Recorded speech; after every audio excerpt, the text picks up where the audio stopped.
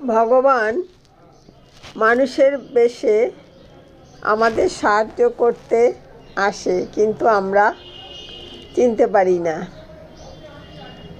সেই নিয়েই একটা সুন্দর ছোট্ট গল্প। এক গ্রামে এক গরিব মানুষ ছিল, নাম তার রামু। সে খুবই ভক্তিমান ছিল।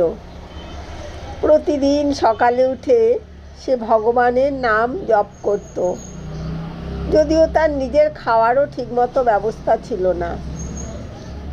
একদিন খুব ঝড় বৃষ্টি শুরু হলো। গ্রামের অনেক মানুষের ঘর ভেঙে গেল। রামুর ছোট্ট কুঁড়ে ঘরটাও প্রায় ভেঙে পড়ার অবস্থায়। সে তখন ভগবানের কাছে প্রার্থনা করতে লাগলো, হে প্রভু, তুমি আমাকে রক্ষা করো। কিছুক্ষণ পর গ্রামের এক ধনী লোক এসে বলল, রামু, আমার বাড়িতে চলে আসো, এখানে নিরাপদ থাকবে। কিন্তু রামু বলল, না, আমার ভগবান আমাকে রক্ষা করবে। তারপর আরও বৃষ্টি বাড়ল। একদল লোক নৌকা নিয়ে এসে বলল, চলো, আমরা তোমাকে নিরাপদ জায়গায় নিয়ে যাব।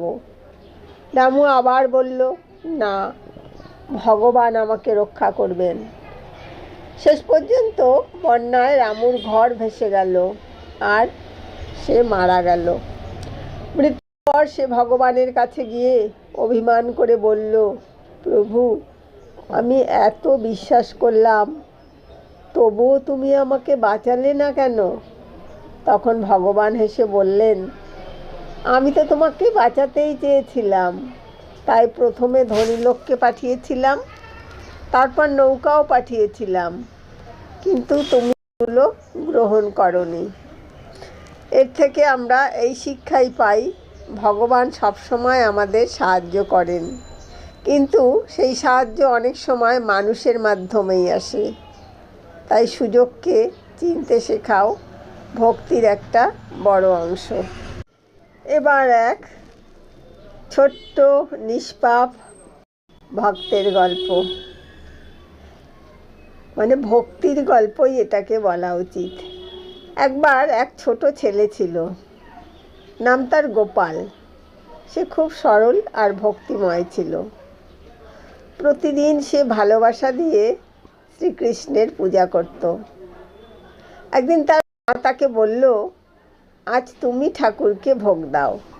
গোপাল খুব আনন্দ করে খাবার সাজিয়ে শ্রীকৃষ্ণের সামনে রেখে বলল, ঠাকুর, তুমি খাও। কিন্তু অনেকক্ষণ অপেক্ষা করেও সে দেখল ঠাকুর কিছুই খাচ্ছেন না।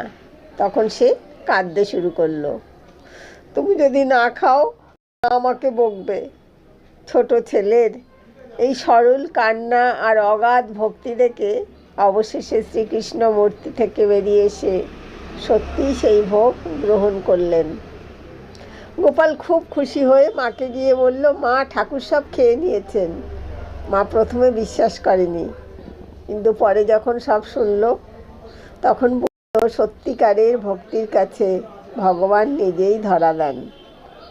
এর থেকে এটাই আমরা শিক্ষা পাই, নির্মল মন আর সত্যিকারের ভক্তি থাকলে ভগবান সবসময় সাড়া দেন।